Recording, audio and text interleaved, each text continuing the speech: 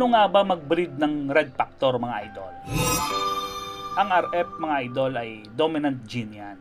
Ibig sabihin, gagamit tayo ng visual RF at post RF na materyales para makapagpabuga ka ng visual na RF. Ang mga post RF ay anak yan ng isang visual red factor or may mga kapatid na red factor. At ang red factor mga idol ay hindi nag-i-split yan. Dahil nga sila ay dominant, gagamit ka lang ng visual RF or post RF na bloodline sa iyong breeding para makapagpabuga ka nito. Kung isa lang ba na visual RF ang gamitin, makakapagpabuga ka na nito? Yes mga idol, basta ipares mo ito sa isang green na ibon. Sila ay dominant, kahit isang visual RF lang ang gamitin natin ay maglalabas yan ng visual RF. Basta compatible ang kanilang bloodline.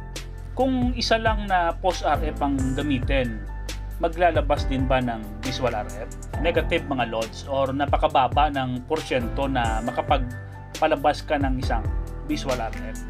Mas maganda na gamitin mo ay dalawang post RF para mas mataas ang chance na makapagpabuga ka ng isang visual RF.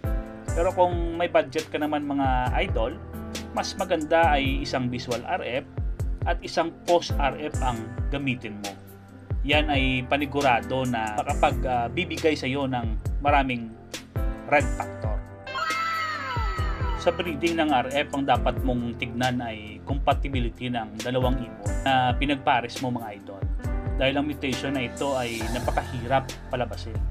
Maswerte ka kung compatible ang ibon mo or yung mga madalas bumubuga ng RF. Dahil minsan kahit RF visual pa na back-to-back ang gamitin mo, ay hindi pa rin maglalabas ng visual RF.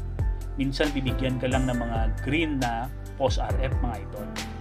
Kaya ang iba ay nag-i-inbreed dito para mas mapasolid pa nila ang bloodline. Kaso nga lang ang iba ay sumobra na, kaya hindi na rin maganda ang naging resulta. Mas maganda pa rin na marunong kang mag-infuse ng mga bagong bloodline para sa ganon ay hindi ka mapipilitan na mag-produce na nanggaling sa intense inbreeding. Dahil dyan nag-uumpisa ang mga problema at depekto sa ibon. First generation lang na pabuga mo ang iyong i-inbreed. Pero for test breeding pa rin yan mga lods. Pag maganda ang resulta, ay patuloy mo. Pero pag hindi maganda mga idol ay stop na agad. Tandaan natin mga idol na hindi advisable ang intense inbreeding sa RF. Kung marami ka ng bloodline ng RF, ay ang line breed mga idol ang maganda at mas epektibo sa pagbibreed ng mga red factor.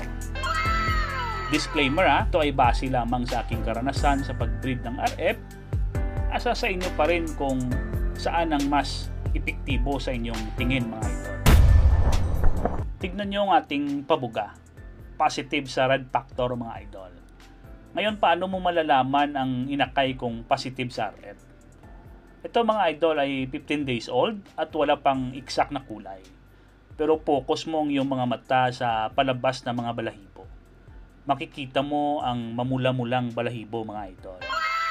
Kung medyo bata pa naman ang mga baby feathers niyan ay mamula-mula rin at tignan nyo ang beak or ang tuka ng ibon. Ito ay mas mapula compare mo sa normal na green series. Ito ay may mataas na porsyento na magiging visual red factor mga idol.